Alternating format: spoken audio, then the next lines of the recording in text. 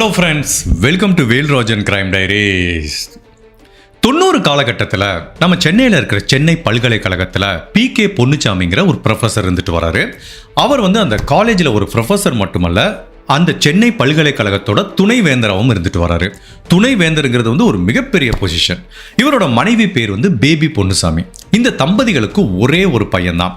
தன்னோட பையனை ஒரு டாக்டர் ஆக்கி பார்க்கணுங்கிறது இவரோட நெடுநாள் கனவாக இருந்துட்டு இருக்கு. டாக்டருக்கு படிக்கணுங்கிறது இப்போ வரைக்கும் நிறைய பேருக்கு கனவாக இருக்கு. நீட் எக்ஸாம் இந்த பிரச்சனை எல்லாம் பார்த்துட்டு இருக்கோம். ஸோ பல வருடங்களாக இந்த மாதிரி டாக்டர் படிப்பு மேலே எல்லாத்துக்குமே ஒரு கிரேஸ் இருந்துட்டு இருக்கு. இவர் ஒரு பல்கலைக்கழகத்தோட துணைவேந்தர். ஸோ தன்னோட பையனையும் ஒரு டாக்டர் ஆக்கி அழகு பார்க்கணும்னு ஆசைப்பட்டு சின்ன வயசுல அந்த பையனோட மனசுல நீ டாக்டர் ஆகணும்னு சொல்லி ஒரு ஆசையை வளர்த்து அந்த பையனை நல்லா படிக்க வச்சிட்டு இருக்காரு. ஸோ அவங்க பையனோட பேர் பொன்னாவரசு. அந்த பையனும் தன்னோட அப்பா அம்மாவோட ஆசையை நிறைவேற்றுறதுக்காக கஷ்டப்பட்டு படிச்சுட்டு வரான். ஸோ +2 படிச்சு முடிச்சதுக்கு அப்புறம் அன்பார்ச்சுனேட்டா அந்த கட் ஆஃப் ஒரு கவர்மெண்ட் மெடிக்கல் காலேஜில் சீட் வாங்குற அளவுக்கு மீட் ஆகல. ஸோ ஃப்ரீ சீட் அந்த பையனுக்கு கிடைக்கல. பட் இந்த PK பொன்னுச்சாமிங்கிற நபரை பொறுத்த வரைக்கும் இவர் வசதியானவர், நிறைய பணம் இருக்கிறதுனால எப்படியாவது தன்னோட பையனை டாக்டர் ஆக்கணும்னு முடிவு பண்ணி செல்ஃப் ஃபினான்ஸ் பணம் கொடுத்து ஒரு காலேஜில் சேர்த்து விடலான்னு முடிவு பண்ணி சிதம்பரத்தில் இருக்கிற ராஜா முத்தையா மெடிக்கல் காலேஜில் அட்மிஷன் வாங்குறாரு. ஸோ 90s காலகட்டத்தில் இந்த ராஜா முத்தையா மெடிக்கல் காலேஜ் தான் பேர் இருந்தது. பட் இப்போ அதை கவர்மெண்ட் கடலூர் மெடிக்கல் காலேஜ்னு மாற்றிட்டாங்க. ஸோ இந்த மெடிக்கல் காலேஜ் 1985 ஆரம்பிச்சிருக்காங்க. ஸோ ரொம்ப ஃபேமஸான மெடிக்கல் காலேஜ் அப்போவே. ஸோ எப்படியோ இவர் தனக்கு இருக்கிற இன்ஃப்ளூயன்ஸ் அண்ட் காசை கொடுத்து தன்னோட பையனுக்கு அங்கே சீட்டு வாங்கிட்டாரு. ஸோ பொன்னாவரசு இப்போ சிதம்பரத்தில் மெடிக்கல் காலேஜில் படிக்கிறதுக்காக போகிறாரு. ஸோ சென்னையிலேருந்து சிதம்பரம் ஒரு 250+ கிலோமீட்டர்ஸ் இருக்கும். ஸோ டெய்லி போயிட்டு வர முடியாது, வேற வழியே இல்லை. அங்கே இருக்கிற ஹாஸ்டலில் தங்கி படிக்கிற மாதிரி தான் ஒரு சூழ்நிலை ஏற்படுது. ஸோ அந்த ஹாஸ்டலுக்கு பேர் KRM அப்படிங்கிற மாதிரி சொல்லுவாங்க. அந்த ஹாஸ்டல் ஒரே ஹாஸ்டலாக இருந்தால் கூட ஒவ்வொரு வருட ஸ்டூடெண்ட்டுக்கு தகுந்த மாதிரி தனித்தனியாக பிளாக் இருக்கும். ஏன்னா இந்த சீனியர் ஜூனியர்னு பசங்களுக்குள்ள நிறைய பிரச்சனை வருதுன்னு அந்த KRM ஹாஸ்டல் எப்படி வச்சிருப்பாங்கன்னா, ஒரு பிளாக்ல ஃபுல்லாக ஃபர்ஸ்ட் இயர் ஸ்டூடெண்ட்டாக தங்க வச்சிருப்பாங்க, இன்னொரு பிளாக்ல ஃபுல்லாக செகண்ட் இயர், இன்னொரு பிளாக்ல ஃபுல்லாக தேர்ட் இயர், இப்படியே 5th இயர் ஸ்டூடெண்ட் வரைக்கும் தனித்தனியாக பிளாக் இருக்கும். இதனால எந்த பிரச்சனையும் வராதுன்னு சொல்லி தான் இந்த நாவரசையும் அந்த ஹாஸ்டல்ல ஃபர்ஸ்ட் இயர் படிக்கிற ஸ்டூடெண்ட் இருக்க பிளாக்ல தங்க வைக்கிறாங்க. ஸோ ரூம் நம்பர் 95 இந்த பையனுக்கு அலோகேட் செய்யப்படுது. ஸோ தனித்தனி ரூம் கொடுத்துருக்காங்க. இந்த பையனும் கம்ஃபர்டபுளாக போய் செட் ஆகிறான். ஜென்ரலாக +2 வரைக்கும் அம்மா அப்பா கூட ஒரு பையன் படிச்சுட்டு திடீர்னு ஒரு ஹாஸ்டல் வாழ்க்கைக்கு போகும்போது பயங்கர வித்தியாசமாக இருக்கும். முதல் வருடம் ரொம்பவே கடினமாக இருக்கும், ஹோம் சிக்லாம் ஏற்படும்.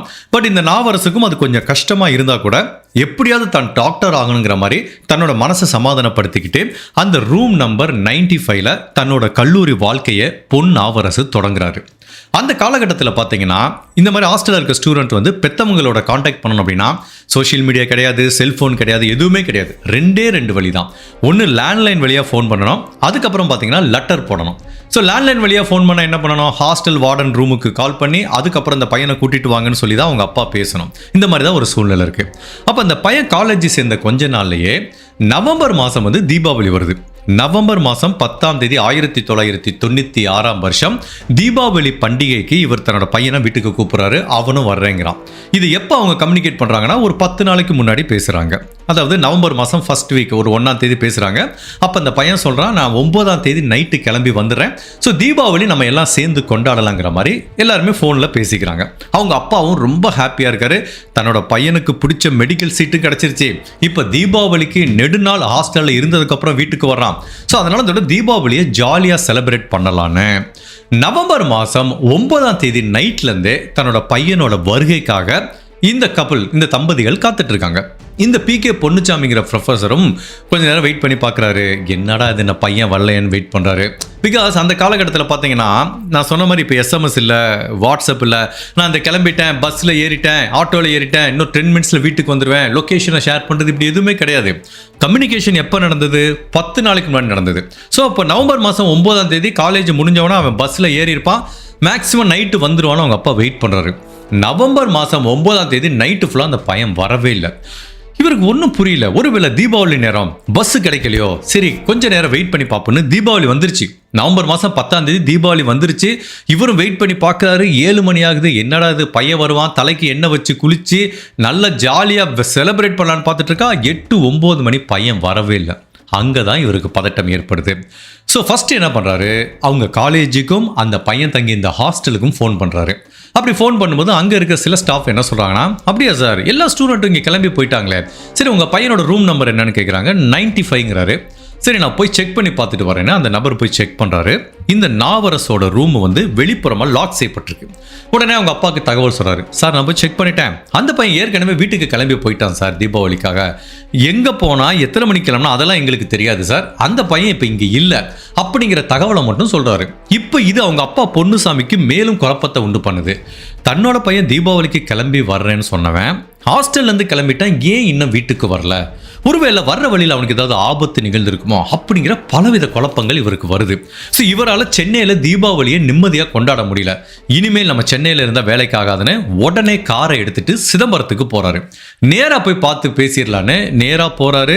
அங்கே இருக்க ஸ்டாஃபை மீட் பண்ணுறாரு. அந்த பொன் நாவரசோட ஹாஸ்டல் ரூமுக்கு போகிறாங்க. அவங்க சொன்ன மாதிரி அந்த ரூம் வந்து வெளிப்புறமாக தாழ்பால் போடப்பட்டிருக்கு. பொன் நாவரசு எங்கே போனாருன்னு யாருக்குமே தெரியல. ஸோ சாயங்காலம் வரைக்கும் தேடி பார்க்குறாங்க. எல்லா பசங்களும் தீபாவளிக்கு ஊருக்கு போயிட்டாங்க. அங்கே இருக்கிற 1-2 பசங்கிட்ட கேட்டால் யாருமே எங்களுக்கு தெரியலங்கிற மாதிரி சொல்கிறாங்க. ஸோ அப்போ அந்த பொன்னுச்சாமி என்ன ஃபீல் பண்ணுறாரு, இதுக்கு மேலே நம்ம வெயிட் பண்ணுறதுல அர்த்தம் இல்லைன்னு லோக்கலில் சிதம்பரத்தில் இருக்கிற ஒரு போலீஸ் ஸ்டேஷனில் தன்னோட பையன் மிஸ் ஆயிட்டான் அப்படிங்கிற மாதிரி ஒரு கம்ப்ளைண்ட் பதிவு பண்ணுறாரு. ஸோ போலீஸ் ஆஃபீஸரும் என்னடா இது, இவர் ஒரு பெரிய பொசிஷனில் இருக்காரு, இவரோட பையன் எங்கள் காலேஜில் படிச்சுட்டு இருக்கான், தீபாவளிக்கு கிளம்பினவே ஊருக்கு போகலன்னு அவங்களும் கம்ப்ளைண்ட் ரிஜிஸ்டர் பண்ணி இந்த பையனோட டிஸ்அப்பியரன்ஸை பற்றி விசாரிக்கிறாங்க. சென்னையிலேருந்து சிதம்பரத்தில் இருக்க ஒரு மெடிக்கல் காலேஜுக்கு மெடிக்கல் கோர்ஸ் படிக்கிறதுக்காக போன பொன் நாவரசுங்கிற இந்த பையனுக்கு என்ன நிகழ்ந்தது, அந்த பையன் எங்கே கிளம்பி போனா, ஏன் தீபாவளிக்கு வீட்டுக்கு வரல, உண்மையிலேயே இந்த பொன் நாவரசுக்கு என்னதான் நிகழ்ந்தது அப்படிங்கிற பலவித குழப்பங்களும் திருப்பங்களும் நிறைஞ்ச சென்னை அண்ட் சிதம்பரத்தில் நடந்த ஒரு வித்தியாசமான ட்ரூ கிரைம் கேஸ் தான் இன்னைக்கு நம்ம இந்த வீடியோவில் பார்க்க போகிறோம். அப்படி இந்த பொன் நாவரசுக்கு என்ன நிகழ்ந்ததுங்கிறத நம்ம தெரிஞ்சுக்கிறதுக்கு முன்னாடி உங்கள் டைம் 2 செகண்ட்ஸ் எனக்காக ஸ்பெண்ட் பண்ணி என்னோட வீடியோஸ் உங்களுக்கு பிடிச்சிருந்துச்சுன்னா லைக் பண்ணிட்டு கமெண்ட் பண்ணுங்க. இன்கேஸ் என்னோட சேனலை இது வரைக்கும் நீங்கள் சப்ஸ்கிரைப் பண்ணாமல் பார்த்தீங்கன்னா மறக்காமல் சப்ஸ்கிரைப் பண்ணி என்ன சப்போர்ட் பண்ணுங்கள். இந்த வழக்கு என்னமோ ரொம்ப புதுமையான வழக்கு, யாருமே கேள்விப்படாத வழக்கு நான் சொல்ல மாட்டேன். இந்த வழக்கை போடாத சேனலே கிடையாது, இந்த வழக்கை பற்றி பேசாத நியூஸே கிடையாது. பட் இருந்தாலும் இந்த கேஸை பற்றி கவர் பண்ணுங்கன்னு நம்ம ஆடியன்ஸ் நிறைய டைம் கேட்டுட்டு இருந்தாங்க. எனக்கும் இந்த கேஸை பற்றி நிறைய சைல்ட்ஹுட் மெமரிஸ் இருக்குது. ஸோ என்னால் முடிஞ்ச அளவுக்கு பெஸ்ட்டாக ஒரு யூனிக்கான வேலை இந்த ஸ்டோரியை நான் உங்களுக்கு சொல்கிறதுக்கு முயற்சி பண்ணுறேன். நீங்கள் ஏற்கனவே பல சேனலில் கேட்டிருப்பீங்க, இருந்தாலும் எனக்காக ஒரு நாள் என்னோட ஸ்டைலில் கண்டிப்பாக கேளுங்க, உங்களுக்கு ஒரு புதுவித அனுபவமாக இருக்கும். ஸோ இப்படி சிதம்பரம் போலீஸ் ஆஃபீஸர் இந்த பொன் நாவரசை வலைவீசி தேடிட்டு இருக்க இந்த நேரத்தில் இந்த கம்ப்ளைண்ட் ரிஜிஸ்டர் செய்யப்பட்ட நவம்பர் மாதம் 10ஆம் தேதிக்கு ஒரு 3 நாளைக்கு முன்னாடி நவம்பர் மாதம் 7ஆம் தேதி சென்னையில் இருக்க தாம்பரத்துலேருந்து மந்தவெளிக்கு 21Gங்கிற ஒரு பஸ்ஸு கிளம்புது. அந்த பஸ்ஸு வந்து அன்றைக்கி பார்த்தீங்கன்னா பயங்கர பரபரப்பாக கிளம்பிட்டு இருக்கு.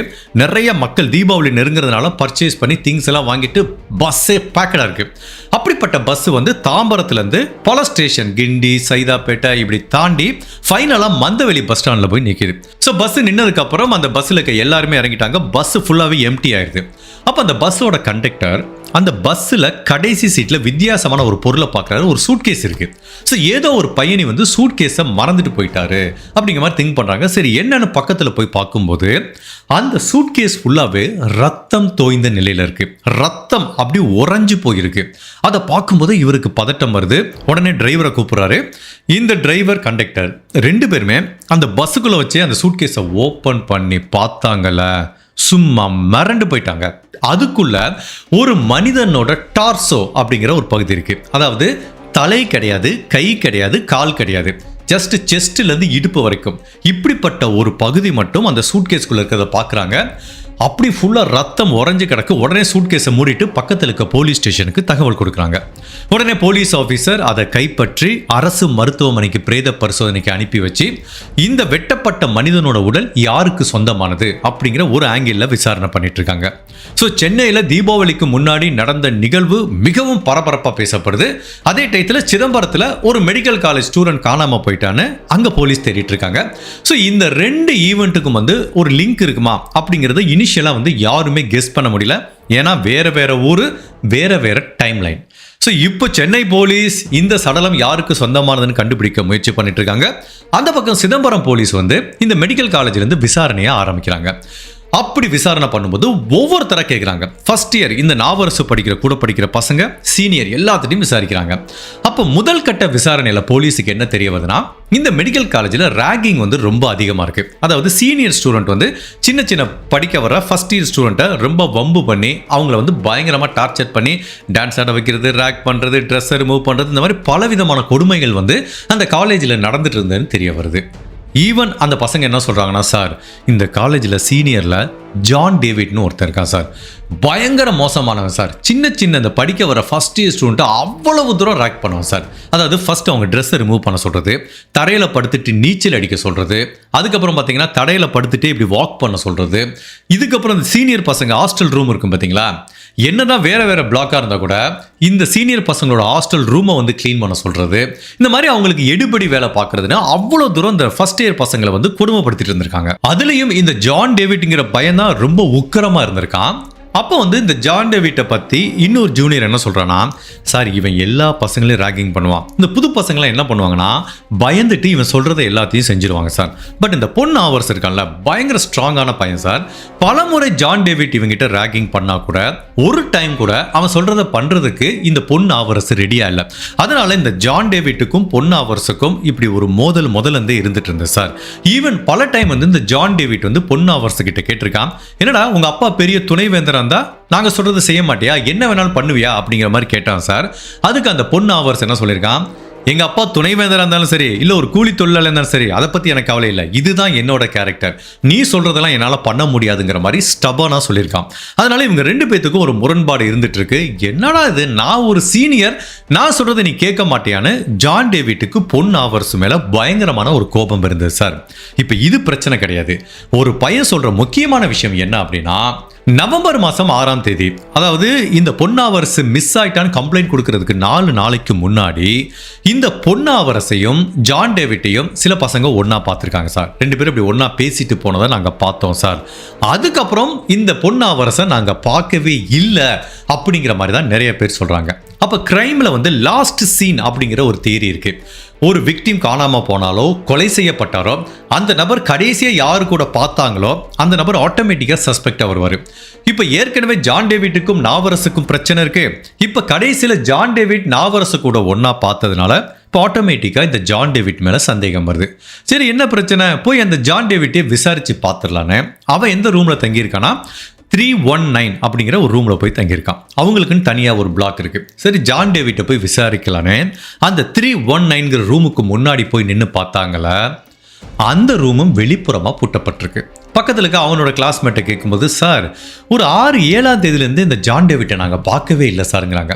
என்னன்னு தெரியல சார், 6ஆம் தேதியிலேருந்து ஒரு மாதிரி ரெஸ்ட்லெஸ்ஸாக இருந்தான், சரியாக சாப்பிடல, அதுக்கப்புறம் கிளாஸுக்கு வரல, எங்கே போனானே எங்களுக்கு தெரியல சார், இப்போ வரைக்கும் அவன் கிளாஸுக்கே வரலை அப்படிங்கிற மாதிரி தான் சொல்கிறாங்க. ஸோ 6ஆம் தேதி கடைசியாக நாவரசு கூட பார்த்துருக்காங்க. அதுக்கப்புறம் நாவரசையும் யாரும் பார்க்கல, இந்த ஜான் டேவிட்டையும் யாரும் பார்க்கல, நாவரசு வீட்டுக்கு வரல. ஸோ அப்போ ஆட்டோமேட்டிக்காக இந்த ஜான் டேவிட் தான் நாவரசு ஏதாவது பண்ணியிருப்பானோ அப்படின்னு சந்தேகப்பட்டு இப்போ ஜான் டேவிட்டுங்கிற அந்த சீனியர் MBBS ஸ்டூடெண்ட்டை வலை வீசி தேட ஆரம்பிக்கிறாங்க. ஸோ போலீஸும் வந்து எல்லா இடத்துலையும் தேடுறாங்க. அவனோட சொந்த ஊரில் போய் தேடுறாங்க, அவன் ஃப்ரெண்ட்ஸ் வீட்டில் போய் தேடுறாங்க. பிகாஸ் இவனோட ஜான் டேவிட்டோட சொந்த ஊரும் சென்னை தான். அவனுக்கு வந்து அப்பா கிடையாது, அவங்க அம்மா பேர் டாக்டர் எஸ்தர், அவங்களும் ஒரு மருத்துவர் தான். ஸோ அவனுக்கும் ஒரு ஃபேமிலி பேக்ரவுண்ட் இருக்குது. ஒரு மருத்துவருங்கிறதுனால அவங்க அம்மாவும் தன்னோட பையனை வந்து டாக்டராக்கி அழகு பார்க்கணுன்னு ஆசைப்பட்டு தான் இங்கே வந்து சேர்த்து விட்டுருக்காங்க. ஸோ அதனால் சொந்த வீட்டில் வந்து கேட்குறாங்க, அவங்க அம்மாவும் சொல்கிறாங்க என்னோட பையன் இங்கே வரவே இல்லைங்கிறாங்க. அப்போ போலீஸ் வலை வீசி தேடிட்டு இருக்க இந்த நேரத்தில் நவம்பர் மாதம் 15ஆம் தேதி, அதாவது இந்த கம்ப்ளைண்ட் கொடுத்த மறுநாள் மன்னார்குடி கோர்ட்டில் போயிட்டு இந்த ஜான் டேவிட் வந்து சரணடைஞ்சிடான். ஸோ இவனை தேடிட்டு இருக்க போலீஸ் வந்து சிதம்பரம், ஆனால் இவன் மன்னார்குடி கோர்ட்டில் போய் சரணடைகிறான். இதுக்கு சட்டத்திட்டத்தில் என்ன சொல்கிறாங்க அப்படின்னா, இப்போ ஒரு குற்றவாளியை ஒரு போலீஸ் அதிகாரி இந்த ரீஜனில் தேடிட்டு இருக்காங்க அப்படின்னா இப்போ அவன் என்ன பண்ணலான்னா தமிழ்நாட்டில் இருக்க எந்த கோர்ட்டில் வேணாலும் போய் சரணடையலாமா. ஸோ இவன் மேபி சேஃப்டி இருக்கணுங்கிறதுக்காண்டி மன்னார்குடி கோர்ட்டில் போய் சரணடைஞ்சிடாரு. அப்போ ஜான் டேவிட் வந்து நீதிபதி முன்னாடி என்ன சொல்கிறான் அப்படின்னா, இந்த மாதிரி என்னை தேடிட்டு இருக்காங்க, எனக்கு அந்த பையனுக்கு சம்மந்தம் இல்லை, நாவரசு எங்கே போனான்னு எனக்கு தெரியாது, என்னமோ நான் தான் அவனை ஏதோ பண்ணிட்டேன்னு போலீஸ் என்னை தேடிட்டு இருக்காங்க, நான் என் சைடு எல்லாத்தையும் கிளியர் பண்ணுறதுக்காண்டி தான் இந்த கோர்ட்டில் வந்து நான் சரணடைகிறேங்கிற மாதிரி மன்னார்குடி கோர்ட்டில் வந்து அவர் சரணடைஞ்சிடாரு. பட் அதே டயத்தில் இதை பற்றியான தகவல் வந்து சிதம்பரம் போலீஸுக்கு தெரிவிக்கப்படுது. அவங்க மன்னார்குடி கோர்ட்டுக்கு வராங்க. அவங்க நீதிபதி முன்னாடி என்ன சொல்கிறாங்கன்னா, நீதிபதி அவர்களே காணாம போன பொண்ணு ஆவரசை கடைசியா அந்த ஜான் டேவிட் கூட தான் பார்த்துருக்காங்க. அதுக்கப்புறம் நாவரசையும் காணோம், இந்த பையனும் வந்து காலேஜுக்கு வரல. அதனால இந்த பையன் மேல தப்பு இல்லாம இருக்கட்டும், ஒரு 4-5 நாள் கஸ்டடி கொடுங்க, நாங்க என்ன நடந்துச்சுன்னு விசாரிச்சுட்டு வீட்டுக்கு அனுப்பிடுறோங்கிற மாதிரி கேட்குறாங்க. ஸோ போலீஸ் கேட்கறதுலையும் நியாயம் இருக்கு. அந்த லாஸ்ட் சீன் தியரிங்கிறது எந்த கிரைம்லேயே ஒரு மிக முக்கியமான தியரி. ஸோ அந்த லாஸ்ட் சீன் தியரியை பேஸ் பண்ணி இப்போ மன்னார்குடி கோர்ட்டில் வந்து என்ன ஆர்டர் போடுறாங்களா, இங்கே பாருப்பா ஜான் டேவிட், உன் மேலே தப்பு இல்லைல, சிதம்பரம் போலீஸோட 4 நாள் கஸ்டடியில் வச்சு விசாரிப்பாங்க, அதுக்கப்புறம் அவனை ரிலீஸ் பண்ணிடுவாங்கன்னு சொல்லி இப்போ அந்த மன்னார்குடி கோர்ட்லேருந்து ஜான் டேவிட்டை சிதம்பரம் போலீஸ் கிட்ட ஹேண்ட் ஓவர் பண்ணுறாங்க. ஸோ நவம்பர் மாதம் 15ஆம் தேதியிலேருந்து இரவு பகல் பார்க்காம இவங்கிட்ட விசாரிக்கிறாங்க. ஸோ இவனும் ஒரே பதிலாக சொல்லிட்டு இருக்கான், சார் காலேஜில் ராகிங் நடக்குது, சாதாரண விஷயம் தான், எங்களுக்குள்ள ராகிங் நடக்கும், நான் பேசியிருக்கேன், பொண்ணு அவர்ஸ் கூட எனக்கு பிரச்சனை வந்துச்சு, எல்லாம் ஒத்துக்கிறேன், அதுக்காக அவனை நான் எதுவுமே பண்ணல சார், நான் கடைசியில் அவனை பார்க்கவே இல்லைங்கிற மாதிரி இவனும் பொய் சொல்லிக்கிட்டே இருக்கான். பட் போலீஸுக்கு நல்லா தெரியுது இந்த ஜான் டேவிட் தான் அவனை ஏதோ பண்ணியிருக்கானு. ஸோ 4-5 நாள் தொடர்ந்து போலீஸ் விசாரணை பண்ணதுக்கு அப்புறம் ஃபைனலா நவம்பர் மாதம் 19ஆம் தேதி 1996ஆம் வருஷம் காலையில் 1:30 மணிக்கு இந்த ஜான் டேவிட் ஃபைனலா பிரேக் ஆகிறான். அப்படியே அழுக ஆரம்பிச்சிடறான், அப்படியே கம்ப்ளீட்டாக பிரேக் டவுன் ஆகி அழுக ஆரம்பிக்கிறான். அப்போவே போலீஸுக்கு புரிஞ்சு போச்சு இவன் சொல்ல போகிற விஷயம் அடுத்து என்ன உண்மையிலேயே பொன் ஆவரசுக்கு நடந்திருக்குன்னு தெரிய வரும்னு. ஸோ கொஞ்ச நேரம் அப்படியே அழுதுட்டு இருந்த இந்த ஜான் டேவிட் தன்னை ஆசுவாசப்படுத்திக்கிட்டு, சார் நான் சொல்லிடுறேன் சார், நான் வேணும்னே பண்ணலை, ஒரு ஆக்சிடெண்ட்டாக நடந்து போச்சு சார் அப்படிங்கிறான். ஆக்சிடெண்ட்டாக என்னப்பா நடந்து போச்சு? இல்லை சார், நான் அந்த பொண்ணு அவரசை கொலை பண்ணிட்டேன் அப்படிங்கிற மாதிரி சொல்கிறான். அப்படியே போலீஸ் ஸ்டன் ஆயிட்டாங்க. ஏதோ அந்த பையன் மேலே கோபம் இருந்துச்சு, இங்கே கடத்திட்டு போய் வச்சிருப்பான்னு பார்த்தா அவனை கொலை பண்ணிட்டான்னு சொல்லும்போது ஷாக் ஆயிட்டாங்க. சரி ஓகேப்பா, we need a detail confession, உண்மையிலே பொன் ஆவரசுக்கு என்ன நடந்துச்சுன்னு கன்ஃபெஷன் கொடுன்னு கேட்குறாங்க. அப்போ அந்த ஜான் டேவிட் வந்து ஒன்று ஒன்றா சொல்ல ஆரம்பிக்கிறான். சார் எனக்கும் அந்த பொன் ஆவரசுக்கும் முதலேருந்தே கொஞ்சம் பிரச்சனை இருந்துட்டு தான் சார், எல்லா ஜூனியர் பசங்களும் சொல்கிறதெல்லாம் செஞ்சுட்டு போனாங்க, இவன் மட்டும் திமிர்த்தனமாக சுற்றிட்டு இருந்தான் சார், அதனால் எனக்கு அவன் மேலே ஒரு கோபம் இருந்துகிட்டே தான் இருந்தது, இவன் மட்டும் ஏன் நான் சொல்கிறத கேட்க மாட்டேங்கிறானே. ஒரு நாள் அவனுக்கு ஒரு சரியான பாடம் புகட்டணும்னு நினச்சி நவம்பர் மாதம் 6ஆம் தேதி 1996ஆம் வருஷம் நான் போய் அவனை மீட் பண்ணி என்ன சொன்னேன், உனக்கு எனக்கு 1000 பிரச்சனை இருக்குது, நான் உன் சீனியரு, ஒன்று பண்ணுவோம், நீ என்னோட ரூம் நம்பர் 319க்கு வா, நம்ம பேசி நம்மளுக்குள்ள இருக்க பிரச்சனையை தீர்த்துக்கலாங்கிற மாதிரி நான் சொன்னேன் சார். அவனும் நம்பி என்னோட ரூமுக்கு வந்தான் சார். நாங்கள் 2 பேரும் தான் ரூமுக்கு போனோம், யாருமே அதை பார்க்கல. ஏன் பார்க்கல அப்படின்னா அன்னைக்கு வந்து India south Africa cricket match வந்து ஓடிட்டு இருந்துச்சு. நவம்பர் மாதம் 6ஆம் தேதி 1996ஆம் வருஷம். அப்போ வந்து எங்கள் காலேஜில் வந்து ஒரு இடத்துல டிவி இருக்குது, எல்லா பசங்களும் மேட்ச் பார்க்கறதுக்காக போயிட்டாங்க. ஸோ எங்கள் தங்கிட்டு இருந்த ஹாஸ்டல் ரூம் வராண்டா எல்லாமே ஃப்ரீயாக இருந்தது. ஸோ நான் நாவரசை கூட்டிகிட்டு போனதை யாருமே பார்க்கல சார். ஸோ உள்ளே கூட்டிகிட்டு போயிட்டு அவங்ககிட்ட சொன்னேன், ஏன்டா நான் சொல்கிறதெல்லாம் கேட்க மாட்டேங்கிறேன்னு கேட்டேன். இல்லை நான் இப்படி தான் வளர்ந்தேன், ஸ்ட்ரைட் ஃபார்வர்டாக இருந்தேன், நீ சொல்கிறதெல்லாம் என்னால் செய்ய முடியாது அப்படின்னு சொல்லும்போது நான் திரும்பவும் அவனை ராகிங் பண்ண முயற்சி பண்ணேன். அவன் ஏற்கனவே எல்லாரும் முன்னாடியுமே ராகிங் பண்ணாலே ஒத்துக்க மாட்டான், இப்போ தனியாக ரூமுக்குள்ளே போய் ராகிங் பண்ணுறேன்னு சொல்லும்போது அவனுக்கு கோபம் வந்துச்சு, முடியவே முடியாதுன்னு சொன்னால் எங்களுக்குள்ள பயங்கரமான ஆர்கியூ வந்தது சார். அப்போ நான் என்ன பண்ணேன், கோபத்தில் பக்கத்தில் இருக்க ஒரு கடினமான பொருளை எடுத்து என்னோட ஆத்திரம் தீர்ற வரைக்கும் அவனோட தலையிலேயே நங்கு நங்கு நங்குன்னு ஒரு 5 டைம் அடித்தேன் சார். அப்படியே எனக்கு வெறி அடங்கலை. அப்போ திடீர்னு பார்க்குறேன் உடம்புலேருந்து அசைவே இல்லை, அப்படியே சரிஞ்சு விழுந்துட்டான் சார் அப்படிங்கிற மாதிரி சொல்கிறான். ஆக்சுவலாக இன்னொரு சோர்ஸில் என்ன சொல்கிறாங்கன்னா, இவன் உள்ளே கூட்டிகிட்டு போய் ராகிங் மட்டுமல்ல, அவங்கிட்ட ஒரு தவறான ஆக்டிவிட்டியில் ஈடுபட முயற்சி பண்ணும்போது நாவரசு அதற்கு எதிர்ப்பு தெரிவித்தான். அப்போ இந்த ஜான் டேவிட் அவனை அட்டாக் பண்ணான் அப்படிங்கிற மாதிரி இன்னொரு தியரி சொல்கிறாங்க. அது இதுவரைக்கும் நிரூபிக்கப்படாத தியரி தான். But what ever it is, இந்த ஜான் டேவிட்டுக்கு அந்த பொண்ணு ஆவரசு மேலே இந்த கோபத்தில் அடிச்சிட்டான், அப்படியே மயங்கி விழுந்துட்டான். இவன் வந்து ஒரு சீனியர் MBBS ஸ்டூடெண்ட். ஸோ பேசிக்காகவே மெடிக்கலை பற்றி நல்லா தெரியும். அந்த பையனோட கையை பிடிச்சு பார்க்குறான், பல்ஸ் இல்லை. பொன் ஆவரசு இறந்து போயிட்டான், தலையில் அடித்ததில் பிளட் ஃபோர்ஸ் ட்ராமாவில். அப்போது இவனுக்கு என்ன பண்ணுறதுனே தெரியல. கொஞ்ச நேரம் பொறுமையாக வந்து யோசிக்கிறான். பொன் ஆவரசு அந்த ரூமுக்குள்ளே கூட்டிகிட்டு வந்ததை யாரும் பார்க்கல. இப்போ அவனோட உடம்ப கரெக்டாக டிஸ்போஸ் பண்ணிட்டோம் அப்படின்னா நம்ம மாட்டிக்க மாட்டோம். எல்லாரும் பொண்ணு அவரசை தேடுவாங்க, பட் ஏன் மேலே சந்தேகம் வராது. ஸோ இவனோட உடம்பை எப்படி இந்த ஹாஸ்டல் ரூமுக்குலேருந்து வெளியில் எடுத்துகிட்டு போய் டிஸ்போஸ் பண்ணுறதுன்னு பார்க்குறான். இந்த கொலை நடந்து முடிகிறப்ப பார்த்தீங்கன்னா அந்த கிரிக்கெட் மேட்ச் முடிஞ்சு போச்சு, எல்லா பசங்களும் ரூமுக்கு வந்துட்டு இருக்காங்க. பட் இவர் ரூமை யாரும் தட்ட போகிறதில்ல. ஸோ இனிமேல் இந்த பாடியை வெளியில் எடுத்துகிட்டு போய் டிஸ்போஸ் பண்ணுறதுக்கும் வாய்ப்பு இல்லைங்கிறதுனால இவன் மனசில் ஒரு கொடூரமான எண்ணம் வருது. நம்ம தான் டாக்டர் ஆச்சே, நம்மளுக்கு தான் எப்படி சர்ஜிக்கல் நைஃப்லாம் யூஸ் பண்ணுறதுன்னு தெரியுமே, நம்ம இவனோட உடம்பை துண்டு துண்டாக வெட்டி 2-3 சூட்கேஸ்ல வச்சு டிஸ்போஸ் பண்ணிடலாம். இவன் உடம்பு கிடைக்காத வரைக்கும் நமக்கு எந்த பிரச்சனையும் இல்லை. பொன்னாவரசு இங்கே ஓடி போயிட்டான் அப்படிங்கிற மாதிரி தான் போலீஸ் தேடிட்டு இருப்பாங்கன்னு. இப்போ அவன் இந்த லேபுக்கெல்லாம் போறதுக்கு சர்ஜிக்கல் நைஃப்லாம் வச்சிருப்பான். ஸோ அது அவனோட ரூம்ல இருக்கு. அதை வச்சு இந்த பொன்னாவரசோட உடம்ப துண்டு துண்டா வெட்ட ஆரம்பிக்கிறான். 3 பார்ட்டா வெட்டுறான். ஃபர்ஸ்ட் பொன்னாவரசோட கழுத்தை வெட்டுறான். அதுக்கப்புறம் 2 கைகள் 2 கால்கள், லிம்ஸ்ன்னு சொல்லுவாங்க. இதை ஃபுல்லாக வெட்டி முடிச்சதுக்கப்புறம் அந்த டார்சோ பகுதி இருக்குது. ஸோ பொன்னாவரசு கழுத்தில் ஒரு செயின் போட்டிருந்தாரு, அப்புறம் ஒரு மோதிரம், வாட்ச் இதெல்லாம் போட்டிருந்தாரு. ஸோ இதை வச்சு யாரும் ஐடென்டிஃபை பண்ணக்கூடாதுன்னு இவன் வந்து ஒரு பேக் வச்சுருக்கான். அந்த பேக்குக்குள்ளே பொன்னாவரசோட தலை ப்ளஸ் இந்த நாவரசுக்கு சொந்தமான பிலாங்கிங்ஸ் அது எல்லாத்தையும் போட்டு அந்த பேக்கை வந்து டைட்டாக கட்டிடலாம். இது வந்து முதல் பார்சல். 2வது ஒரு சூட்கேஸில் வெட்டப்பட்ட கையும் 2 கையும் 2 கால், அது ஒரு பார்சல். இன்னொரு சூட்கேஸில் அந்த டார்சோ இந்த மேலே இருக்கிற பகுதி மட்டும். இப்போ 3ஐயும் வச்சுக்கிட்டான். ஃபர்ஸ்ட் என்ன பண்ணுறான், அந்த தலை இருக்கிற ஷோல்டர் பேக்கை மட்டும் எடுத்துட்டு அவனோட ஹாஸ்டலுக்கு பின்னாடி ஒரு கேனல், ஒரு சின்ன ஓடை இருக்குது. அந்த ஓடையில் இந்த பேக்கை தூக்கி போட்டு ரூமுக்கு வந்துடுறான். அதுக்கப்புறம் அன்னைக்கு நைட்டு வெயிட் பண்ணுறான். நல்ல இரவு, டார்க் ஆயிடுச்சு, யாரும் வரமாட்டாங்கன்னு தெரிஞ்சதுக்கப்புறம் அவனுக்கு தெரிஞ்ச ஒரு ஆட்டோவை வர சொல்கிறான். ஹாஸ்டலுக்கு வர சொல்லி 2 சூட்கேஸ் எடுத்துக்கிறான். ஒன்றில் டார்சோ இருக்குது, இன்னொன்றில் வெட்டப்பட்ட கை கால்கள் இருக்குது. அது 2ஐயும் ஏற்றிட்டு ஆனால் நேராக சிதம்பரம் ரயில்வே ஸ்டேஷனுக்கு வண்டியை விடுங்கிறான். உடனே வண்டி ரயில்வே ஸ்டேஷனுக்கு போகுது. அங்கேருந்து சென்னைக்கு ட்ரெயினுக்கு டிக்கெட் எடுக்கிறான், தாம்பரத்துக்கு டிக்கெட் எடுக்கிறான். இப்போ 2 சூட்கேஸையும் ஏறிட்டு சென்னை ட்ரெயினில் உட்காந்துறான். அப்போ சென்னை ட்ரெயின் வந்து கடலூரை தாண்டி போனதுக்கப்புறம் கீழே வந்து பார்த்தீங்கன்னா ஒரு ரிவர் போயிட்டுருக்கு. அந்த ரிவர் எங்கே போய் கனெக்ட் ஆகுனா ஒரு கடலில் போய் கனெக்ட் ஆகும். ஸோ இவனோட பெஸ்ட் கெஸ் என்னன்னா, இங்கே ஒரு சூட்கேஸை தூக்கி போட்டால் இது ரிவரில் அப்படியே போய் கடலில் ஜாயின் ஆயிரும்னு சொல்லிட்டு இந்த கை கால்கள் இருக்கிற சூட்கேஸை மட்டும் அந்த ரிவரில் ட்ரெயினோட கதவை திறந்து யாரும் பார்க்கறதுக்கு முன்னாடி தூக்கி போட்டுறான். ஸோ அந்த சூட்கேஸும் ரிவரில் பட்டு அப்படியே கடலுக்கு போயிடுது. இப்போ இன்னொரு சூட்கேஸை கையில் வச்சுக்கிறான். ஸோ ட்ரெயின் காலையில் சென்னையில் வந்து நிற்கிது. தாம்பரம் ரயில்வே ஸ்டேஷன்லேருந்து இறங்குறான். அங்கேருந்து 21G பஸ் எடுத்து மந்தவெளி போகிற பஸ்ஸில் ஏறுறான். கடைசியில் உட்காரான். கடைசியில் இருக்க சீட்டுக்கு கீழே இந்த லக்கேஜை, அதாவது டார்சோ இருக்கிற லக்கேஜை வந்து தள்ளிடுறான்.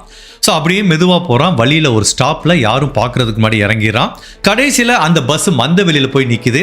யாருமே இந்த சூட்கேஸை கிளைம் பண்ணலை. உள்ளே ஓப்பன் பண்ணி பார்த்தா ஒரு மனிதனோட டார்சோ இருக்குது. இப்போ அதை எடுத்து தான் போலீஸ்கிட்ட கொடுத்தாங்க. ஸோ இதுதான் சார் நடந்தது. நான் பக்காவாக பிளான் பண்ணி எதுவும் பண்ணலை. எங்கள் 2 பேத்துக்குள்ள ஒரு ஆர்கியூமெண்ட் வந்தப்போ ஆக்சிடெண்ட்டாக நான் கொலை பண்ணிட்டேன் அப்படிங்கிற மாதிரி இவன் சொல்கிறான். இப்போ இவன் சொல்கிற ஸ்டேட்மெண்ட் உண்மையா பொய்யாங்கிறத போலீஸ் ஃபர்ஸ்ட் எப்படி கண்டுபிடிக்கிறாங்கன்னா, இவன் ஒரு கனலில் ஒரு ஓடையில் இவன் அந்த ஒரு பேக்கில் வச்சு தலையை தூக்கி போட்டேன்னு சொன்னால அந்த இடத்த காமிக்கிறான். கரெக்டாக அந்த பேக் இருக்குது. அதுக்குள்ளே பொன் நாவரசோட தலைப்பகுதியை கண்டுபிடிக்கிறாங்க. நாவரசுக்கு சொந்தமான எல்லா பிலாங்கிங்ஸ் இருக்குது. அதுக்கப்புறம் சென்னையில் மந்தவெளி போகிற பஸ்ஸில் டார்சோவை தூக்கி போட்டேன்னு சொன்னால ஏற்கனவே அதை பற்றி போலீஸுக்கு தகவல் கிடைச்சிருக்கு. இப்போ அந்த 2 கேஸையும் லிங்க் பண்ணிட்டு அரசு மருத்துவமனையில் அந்த டார்சோவையும் சிதம்பரம் போலீஸ் கைப்பற்றாங்க. இப்போ நாவரசுக்கு சொந்தமான தலையும் டார்சோவும் இருக்குது. பட் கை கால்களை கண்டுபிடிக்கிறது ரொம்ப சேலஞ்சிங்கான விஷயம். ஏன்னா இவன் ரிவரில் தூக்கி போட்டால் அது போய் கடலில் கலந்துருச்சுன்னா அதை கண்டுபிடிக்கிறது கஷ்டம். பட் இந்த மீன் டைம் உண்மையிலேயே இந்த கண்டுபிடிக்கப்பட்ட அந்த டார்சோ பகுதி வந்து நாவரசுக்கு சொந்தமானதா, இல்லை இவன் சொல்ற மாதிரி அந்த தலை வந்து அழுகி போயிடுச்சு, ஃபேஸ் கிளியரா இல்லை, அது நாவரசு தானா, அதுக்கு உள்ள கண்டுபிடிக்கப்பட்ட பிலாங்கிங்ஸ் நாவரசுக்கு சொந்தமானதா அப்படிங்கிறத கண்டுபிடிக்கிறதுக்காக அவங்க அப்பாவை வர சொல்றாங்க. அவங்க அப்பா பார்த்தவனே சொல்றாரு, இந்த வாட்ச் செயின் எல்லாத்தையும் வச்சு இது என்னோட பையன்தாங்கிற மாதிரி கதறி அழுகிறாரு. ஸோ இப்போ இந்த நாவரசுக்கு சொந்தமான 2 உடல் பாகங்களை கண்டுபிடிச்சிட்டாங்க. இந்த 3வது உடல் பாகங்களை தேடிட்டு இருக்க இந்த நேரத்தில் விழுப்புரம் போலீஸ் ஸ்டேஷனுக்கு ஒரு கால் வருது. அந்த காலில் என்ன சொல்றாங்கன்னா, சார் கூனி மேடுங்கிற ஒரு கிராமத்தோட கடற்கரை ஒட்டி இருக்கிற கிராமத்தில் மக்கள் நடமாடிட்டு இருக்கும்போது அங்கே ஒரு பொருள் கரை ஒதுங்க சார், அது வந்து ஒரு அழுகி போச்சு, ஒரு மனிதனோட கை கால்கள் மாதிரி தெரியுதுங்கிற மாதிரி, அது ஒரு சூட்கேஸுக்குள்ள இருந்துச்சுங்கிற மாதிரி தகவல் கொடுக்குறாங்க. விழுப்புரம் போலீஸ் அதை கைப்பற்றிக்கிட்டாங்க. பட் ஏற்கனவே Chidambaram and Chennai police work பண்ணிட்டு இருக்கும்போது அப்போ ஒரு கால்குலேஷன் ஒர்க் பண்றாங்க. இவன் கடலூரை தாண்டி அந்த ரிவர்ல ட்ரெயினில் தூக்கி போட்டா அது மேபி இந்த ஏரியாவுக்கு வர்றதுக்கு வாய்ப்பு இருக்குன்னு, ஒருவேளை கண்டுபிடிக்கப்பட்டது நாவரசோட கை கால்களா இருக்கலான்னு அதையும் வந்து ஃபாரன்சிக் டீம் எவாலுவேஷனுக்காக எடுத்துட்டு வராங்க.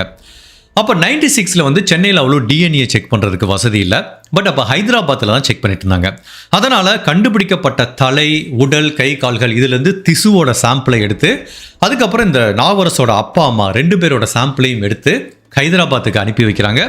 ஒரு 10 நாளில் ரிசல்ட் வருது. சந்தேகமே கிடையாது, வெவ்வேறு இடங்களில் கண்டுபிடிக்கப்பட்ட இந்த 3 உடல் பாகங்களும் நாவரசுக்கு சொந்தமானதுன்னு உறுதி செய்யப்படுது. ஸோ ஃபைனலாக தான் கூட படிக்கிற ஒரு ஜூனியர் எம்பிபிஎஸ் படிக்கிற ஸ்டூடெண்ட்டை கொலை பண்ண குற்றத்துக்காக, அதுவும் ராகிங் பண்ணி கொலை பண்ணி துண்டு துண்டா வெட்டி பல இடங்களில் தூக்கி போட்டு இவ்வளோ பெரிய கொடூரத்தை பண்ண ஜான் டேவிட்ங்கிற அந்த எம்பிபிஎஸ் ஸ்டூடெண்ட்டை ஃபைனலாக அரெஸ்ட் பண்ணுறாங்க. ஸோ இந்த இன்சிடென்ட் நடந்த ஒரு வாரத்திலேயே ஜான் டேவிட்டை அரெஸ்ட் பண்ணுறாங்க. 2 வருடம் இந்த வழக்கோட விசாரணை வந்து கடலூர் செஷன் கோர்ட்டில் நடக்குது.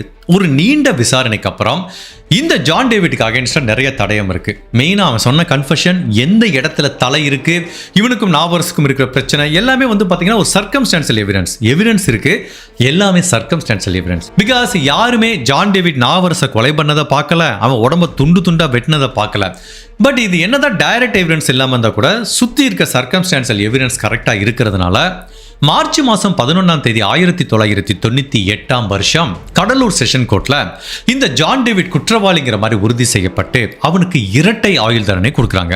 அந்த இரட்டை ஆயுள் தண்டனை எப்படி கொடுக்குறாங்கன்னா, அடுத்தடுத்து அவன் தண்டனையை அனுபவிக்கிறான். நம்ம ஊர்ல ஆயுள் தண்டனை எப்படி ஒர்க் ஆகுனா, இப்போ ஒருத்தருக்கு ஆயுள் தண்டனை உள்ள அனுப்பிட்டாங்க, மினிமம் வந்து 14 வருஷம் ஜெயிலில் இருக்கணும். அந்த 14 வருஷம் அவன் நன்னடத்தையோட இருந்தான் அப்படின்னா அதுக்கப்புறம் அவனுக்கு வந்து கண்டிஷனல் பெயில்னு ஒன்று கொடுத்து வெளியில் அனுப்புவாங்க. அது வந்து நிரந்தரமான ரிலீஸ் கிடையாது. மேபி வெளியில் போய் பிரச்சனை பண்ணால் திரும்ப உள்ளே கூட்டு வருவாங்க. பட் மினிமம் 14 இயர்ஸ் வந்து உள்ளே இருந்திருக்கணும். 14 to 16 இயர்ஸ் ஜெயிலில் அது வரைக்கும் நன்னடத்தையோட இருக்கணும். பட் ஜான் டேவிட் கொடுக்கப்பட்ட தண்டனை எப்படின்னா, ஃபர்ஸ்ட் ஒரு ஆயுள் தண்டனை அனுபவிக்கணும், அது முடிஞ்சதுக்கு அப்புறம் தான் அடுத்த ஆயுள் தண்டனை அனுபவிக்கணும். ரெண்டையும் வந்து பேரலா அனுப்பிக்க கூடாது. அப்போ என்ன அர்த்தம், இவன் நன்னடத்தையோட இருந்தாலே மினிமம் 28 வருஷம் ஜெயிலில் இருக்கணும். உண்மையிலே இந்த தண்டனையை கேட்டு ஜான் டேவிட்டுக்கு மயக்கமே வந்துருச்சு. அவங்க அம்மா அவங்களுக்கும் இவன் ஒரே பையங்கிறதுனால அந்த டாக்டர் எஸ்தருங்கிற பெண்மணிக்கும் என்ன பண்ணுறதுனே தெரியல. ஸோ இப்போ இந்த ஜான் டேவிட்டை வந்து சிறைக்கு அனுப்பிடுறாங்க. சில நாள் கடலூர் சிறையில் இருக்கான், அப்புறம் புழல் சிறையில் இருக்கான். இப்படி மாறி மாறி சிறையில் இருக்கும்போது அவங்க அம்மா எஸ்தர் என்ன பண்ணுறாங்க, தன்னோட பையனை காப்பாற்றுறதுக்காக ஹைகோர்ட்டில் ஒரு மனு தாக்கல் பண்ணுறாங்க.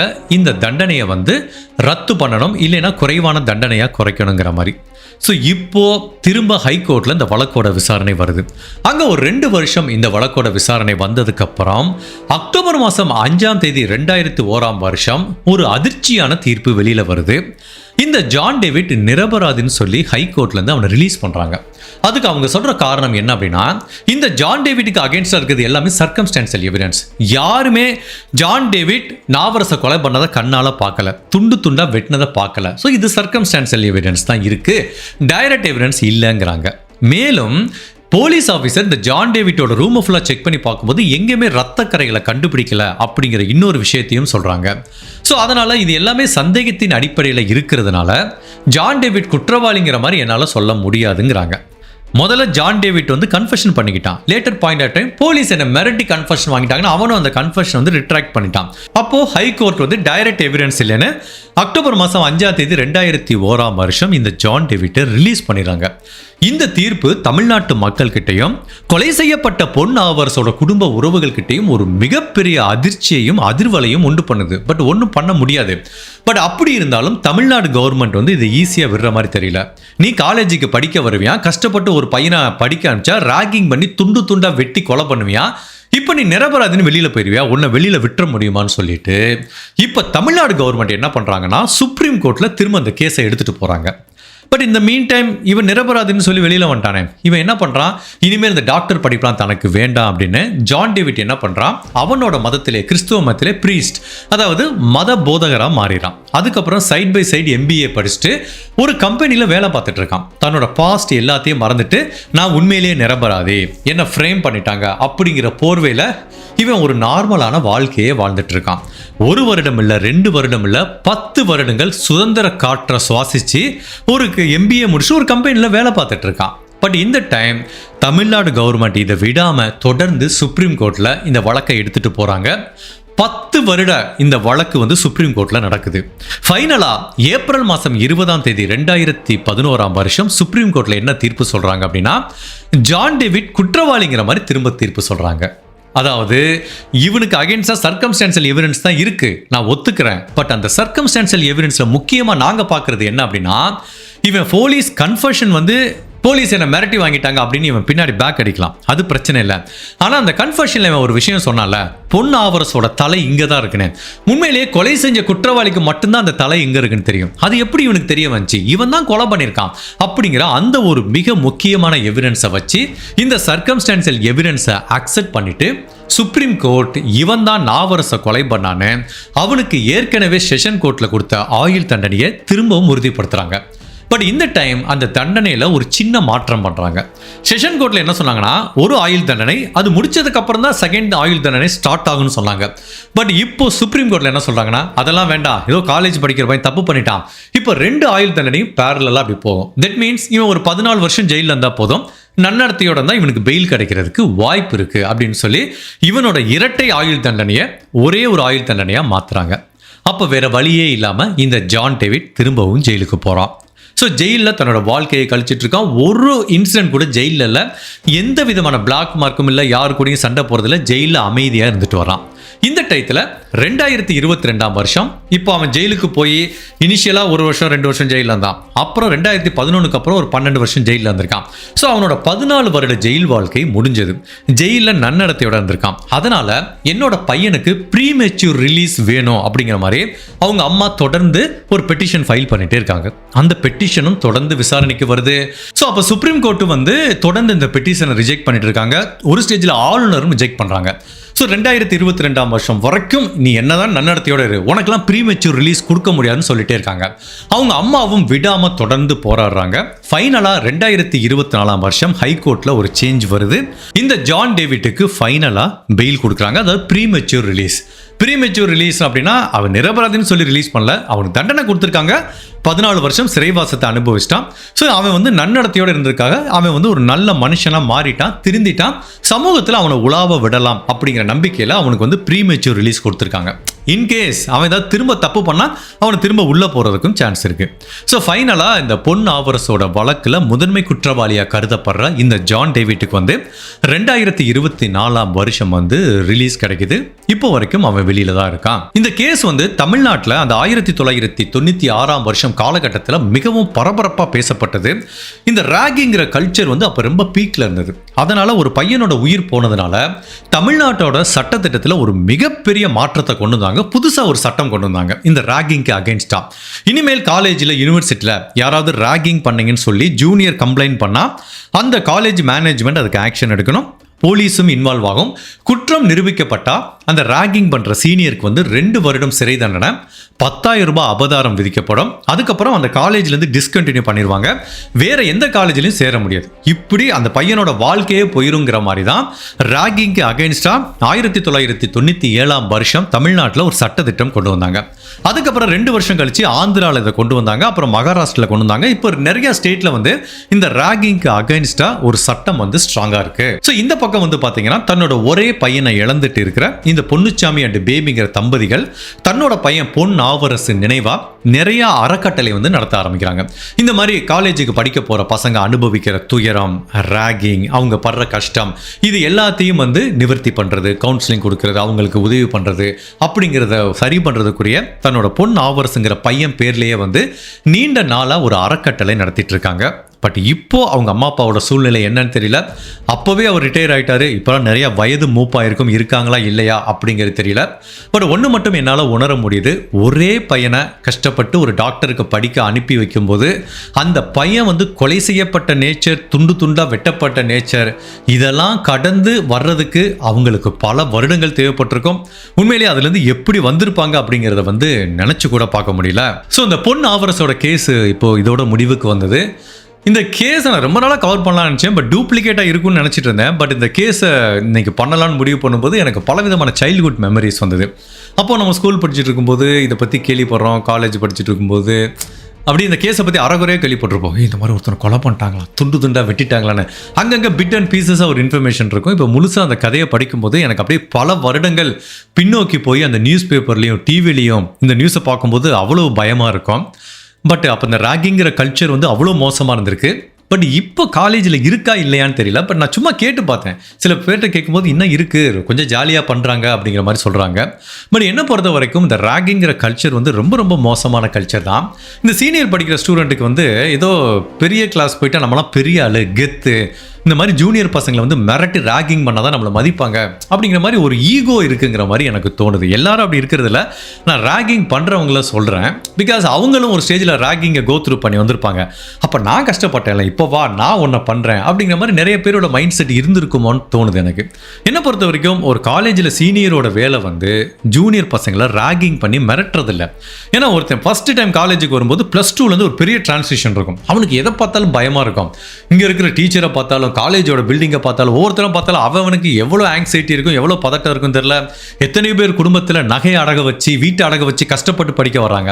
அப்போ ஒரு சீனியரோட ரோல் எப்படி இருக்கும் நான் ஃபீல் பண்ணுறேன்னா, தோள் மேலே கை போட்டு ஒன்றும் பயப்படாதடா, எல்லாம் சும்மா நாங்களாம் இருக்கோம்ல, ஈஸி தான், படிச்சிடலாம், உனக்கு என்ன பிரச்சனை என்கிட்ட சொல்லு, அண்ணன் நான் பார்த்துக்கிறேன் அப்படின்னு அவங்களுக்கு ஒரு சப்போர்ட்டிவாக, எமோஷனல் சப்போர்ட்டிவாக தான் ஒரு சீனியர் இருக்கணும்.